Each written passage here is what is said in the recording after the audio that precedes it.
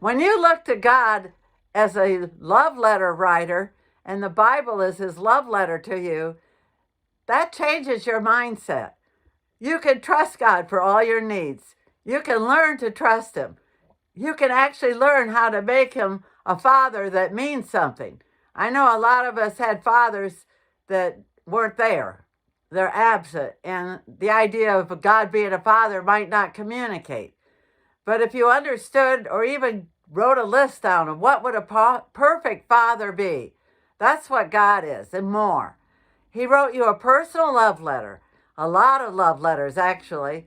The book of Ephesians near the back of the Bible is one of them.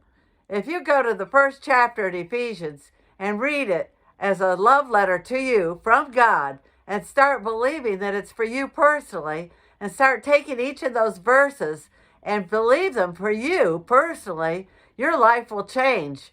I once heard it said if you read Ephesians for 3 months and don't read anything else, you won't know yourself when you're done. And I believe that is very true. And I see a lot of people that get a lot from the government, and they even have the mindset that everybody owes them something. Get rid of that. Just get rid of that mindset. That's not from God. That's not a godly way to think. Remember, it's God that brings stuff to you, not other people. God may use other people to bring things to you, but let God do it. Let God choose who that's going to be. And don't just decide and put all your dependence on the government. Don't do it. Put your dependence on God. He's the only one that you can depend on for sure.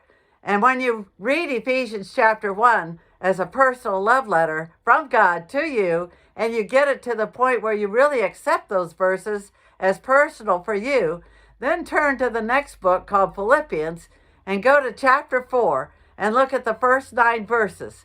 Those 9 verses tell you how to think, how to keep your mind postured so you stay on board, so you stay on course, and so you keep trusting God.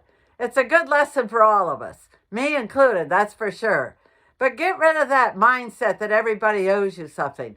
I call it the welfare mindset. Get rid of it. Change it to God will give you everything.